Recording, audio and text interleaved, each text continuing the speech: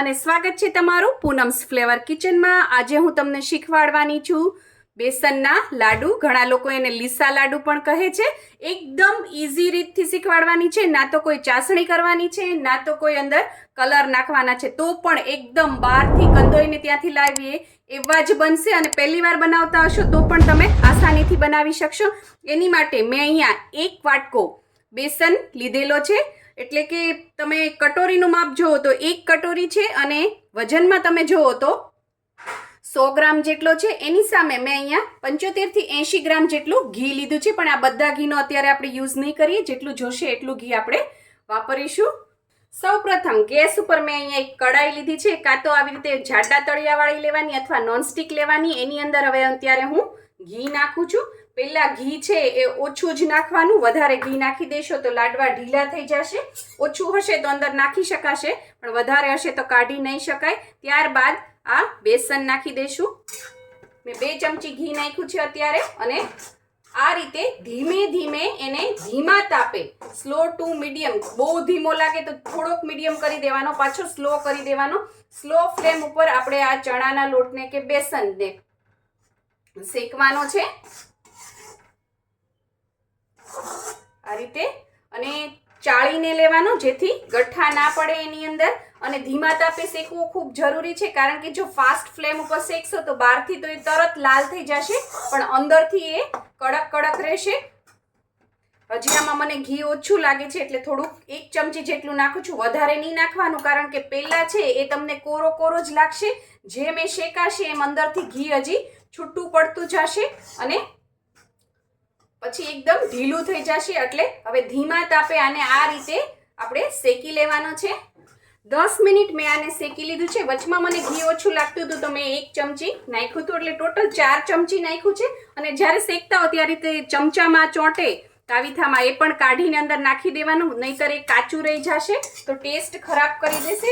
હવે જો તમે જો કેટલું બધું ઘી છૂટું પડી ગયું, આપણે 4 જ ચમચી ઘી નાખ્યું હતું તો પણ હવે થોડો શેકાવા આવ્યો છે, ત્યારે હવે આપણે ઘી નાખવાનું છે, કારણ કે હવે એમાંથી છૂટું નહીં પડે। એટલે હવે આપણે આને થોડું ઢીલું કરવા આપણે ઘી નાખીશું।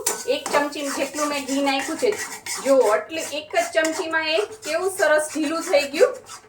અને આ રીતે હજી આને થોડું આપણે શેકીશું, કારણ કે હજી આનો કલર છે એ થોડો જેવો જોઈએ એવો બ્રાઉન નથી થયો, થોડી કચાશ છે ચણાના લોટમાં। તહેવારોની મોસમ આવી રહી છે તો તમે આ લાડવા બનાવો।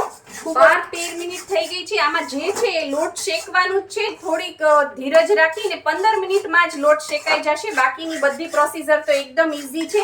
જો થોડોક આવો કલર ચેન્જ થાય, થોડોક તમને એમ લાગે કે ગુલાબી કલર આવે છે, એટલે હાથમાં પાણી લેવાનું છે અને પાણીને આ રીતે આની ઉપર છટકોરવાનું છે। છટકોરીને પાછું ફરીથી આ રીતે મિક્સ કરી દેવાનું। આનાથી શું થશે, કણી પડશે, દાણેદાર લાડુ થશે, કારણ કે આપણે આમાં તો બેસનનો લોટ યુઝ કર્યો છે, એ તો એકદમ ઝીણો હોય તો હવે આમાં આપણે દાણો તો કરવો પડે, નહીંતર તો લાડવા છે એ તાળવે ચોટે। એટલે આ રીતે કરવાનું। જુઓ, તમે જુઓ છો કેવી સરસ આમાં તરત જ તે કણી પડવા માંડે છે। ફરીથી પાછું થોડુંક પાણી લઈ અને ફરીથી આપણે આને આ રીતે છાંટીશું। આવી રીતે આપણે 2 થી 3 વાર કરવાનું છે। 2 વાર આપણે કરી લીધું છે, હજી 1 વાર હું કરીશ। ફરીથી આ રીતે થોડું પાણી લઈને આમાં છાંટવાનું। છાંટશો એટલે તરત જ કણી પડશે અને ફરીથી પાછું આ રીતે એને મિક્સ કરી દેવાનું છે। આવી બધી આ એક ટિપ્સ છે, આ ટિપ્સ જરૂરથી ફોલો કરજો। આનાથી સરસ બહાર મળે એવો દાણેદાર કણી પડશે એવો લોટ તૈયાર થશે। જો, અને લાડવો છે એ એકદમ સરસ કણીવાળો થશે। કાંઈ ધાબો દેવાની જરૂર નથી કે અલગ લોટ લાવવાની જરૂર નથી, ઇઝીલી જ ઘરમાં તમે બનાવી શકશો। હવે આનો કલર જોવો, બહાર મળે એવો તો નથી, તો હવે બહાર જેવો કલર કરવા માટે બહાર તો લોકો છે એ ફૂડ કલર નાખતા હોય છે, આર્ટિફિશિયલ કલર, એ આપણી હેલ્થને નુકસાન કરે છે। તો આપણે શું નાખવાનું, 1 જ ચપટી જેટલી હળદર એ આની અંદર આપણે નાખી દેવાની આ રીતે, અને એને મિક્સ કરી દેવાની। આટલી હળદરમાં કલર સરસ આવશે પણ ટેસ્ટ નહીં આવી જાય। ઘણા લોકોને ડર લાગશે કે હળદરનો સ્વાદ આવશે, હળદરનો સ્વાદ નહીં આવે, અને હળદર છે એ હેલ્થ માટે પણ ખૂબ જ સારી છે। જો તમારે હળદર ન નાખવી હોય તો તમે થોડાક એવા દૂધમાં કેસરના તાતણા ભીગોવીને પણ નાખી શકો છો। આને હજી આપણે થોડું શેકી લઈએ। આપણે થોડું પાણી છાંટ્યું હતું અને પછી થોડી ચપટી હળદર નાખી હતી. એ નાખ્યા બાદ આપણે 2 થી 3 મિનિટ શેકી લીધું છે. ટોટલ લોટ શેકતા તમને 15 મિનિટ થશે. અને હવે આ સરસ શેકાઈ ગયું છે. ત્યારબાદ આપણે એની અંદર જરાક જ એ છૂટો પડી જાય લોયામાંથી એટલું જ તે અડધી ચમચી જેટલું ઘી નાખી દઈશું અને આ રીતે એને મિક્સ કરી દઈશું. મિક્સ કર્યા બાદ હવે આ સરસ શેકાઈ ગયો છે. ત્યારબાદ આપણે એને ટ્રાન્સફર કરી લેવાનો છે. આને આ લોયામાં નહીં રાખવાનો. લોયું બહુ જ ગરમ હોય એટલે લોટ છે પડો શેકાતો રહેશે અને બળી જશે. એટલે આ રીતે આપણે એને બીજી એક થાળી અથવા કોઈ પણ વાસણમાં તમારે છે ટ્રાન્સફર કરી દેવાનો અને આ રીતે એને થોડો ફેલાવી દેવાનો. હવે છે એને એકદમ ઠંડો નથી કરવાનો. થોડો નવસેકો હોય તમે લાડવા વાળી શકો એટલું તાપમાન એનું ગરમ હોય ત્યારે આપણે એની અંદર હવે બીજી વસ્તુ નાખીશું. શેકેલો લોટ છે એ થોડો ગરમ છે ત્યાં જ હવે આપણે એની અંદર મેં 2 લીલી એલચી છે એ વાટીને નાખી છે. આમાં ડ્રાય ફ્રૂટ્સ નથી હોતા પણ તમારે નાખવા હોય કાજુ બદામ કિશમિશ તો તમે નાખી શકો છો. ત્યારબાદ હવે આપણે એની અંદર નાખીશું બુરુ ખાંડ. માર્કેટમાં ઇઝીલી અવેલેબલ છે કરિયાણાવાળાને ત્યાં. આ ખાંડ કરતાં અલગ હોય છે. આ થોડું દાણેદાર હોય છે. આ બુરુ ખાંડ નાખવાનું છે. મિક્સરમાં ખાંડ પીસીને નાખવાની નથી કારણ કે એનાથી લાડવા ચીકણા થઈ જશે અને ઢીલા રહેશે અને તાળવે ચોટશે, બિલકુલ સારા નહીં લાગે. એટલે આ બુરુ ખાંડ નાખવાનું છે. મેં અહીંયા 1 વાટકો બેસન લીધો હતો તો એની સામે અડધો વાટકો હું બુરુ ખાંડ લઉં છું. 100 ગ્રામ બેસન તો 50 ગ્રામ બુરુ ખાંડ. તમે વધારે ગળ્યું ખાતા હો તો વધારે નાખી શકો છો. આને આની અંદર નાખી દેવાનું છે અને સરસ આપણે બધું મિક્સ કરી દેવાનું છે. અને લોટને જ્યારે તમે આ શેકેલો લોટ છે એને ઠંડો કરવા મૂકો તો પંખા નીચે મૂકવાનો છે, ફ્રીઝમાં નથી મૂકવાનો, નહીં તો ચીકણો થઈ જશે અને બગડી જશે. અને સરસ આવી રીતે આપણે બધું સરસ મિક્સ કરી દઈએ. બુરુખાંડ નાખ્યા બાદ મેં હાથેથી સરસ એને મસળી લીધું હતું. બુરુખાંડ મિક્સ કર્યા પછી તરત જ લાડવા નહીં વાળી દેવાના. થોડીક વાર એને 5-7 મિનિટ રેસ્ટ દેવાનો. બુરુખાંડ મિક્સ કરશો એટલે એ મિક્સચર છે થોડું ઢીલું થશે. ડરી નહીં જવાનું કે ઓહો આ તો ઢીલું થઈ ગયું, લાડવો વળતો નથી, હવે શું કરશું, કંઈ આમાં મિક્સ કરવા માંડો ફટાફટ, એવું બધું કંઈ નહીં કરવાનું.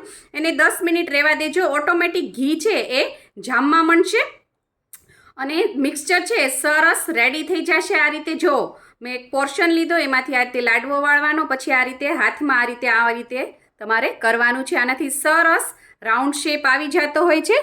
તમારે આ એઝ ઇટ ઇઝ પણ તમે સર્વ કરી શકો છો અને તમારે ઉપર કંઈ બી ડેકોરેશન કરવું હોય તો પણ કરી શકો છો. મેં એક કિશમિશ મૂકું છું આના ઉપર, પિસ્તા પણ મૂકી શકો છો તમે. જો એકદમ ઇઝીલી લાડવા વળી જાય છે. મિક્સચર પણ તમે જુઓ કેટલું સરસ કડક છે અને દાણેદાર છે. જો હું તમને એક લાડવો તોડીને દેખાડું. જો કેવું સરસ કણી પડે છે આની અંદર. જો કેવો સરસ દાણેદાર છે. ના તો આપણે ધાબો દીધો છે, ના કંઈ પણ એની અંદર નાખ્યું નથી. ઘણા લોકો રવો નાખે છે, એવું પણ નથી કર્યું. એકદમ બાર કંદોઈ જેવા લાડવા બનીને રેડી થાય છે અને ઇઝીલી વળી જાય છે. હાથમાં ઘી પણ લગાડવું નથી પડતું. અને તમારે એક જ વસ્તુનું ધ્યાન રાખવાનું છે, લોટ સરસ શેકાવવો જોઈએ અને લોટ ધીમા તાપે શેકવાનો અને ઘી છે એ બહુ નાખવા નહીં માંડવાનું, ધીમે ધીમે નાખવાનું, નહીં તો છેલ્લે છે ઘી છૂટશે અને ઢીલું થઈ જશે, લાડવો વળશે નહીં. જો આ લાડવા બની જાય પછી 6 થી 7 કલાક એને આ જ રીતે રહેવા દો, એને સેટ થવા દો. ઘી સરસ જામી જાય પછી તમે એરટાઇટ કન્ટેનરમાં ભરી અને આને 2 થી 3 મહિના સુધી તમે આને સાચવી શકો છો. ફ્રીઝમાં રાખવાના નથી, આને બહાર જ રાખવાના છે.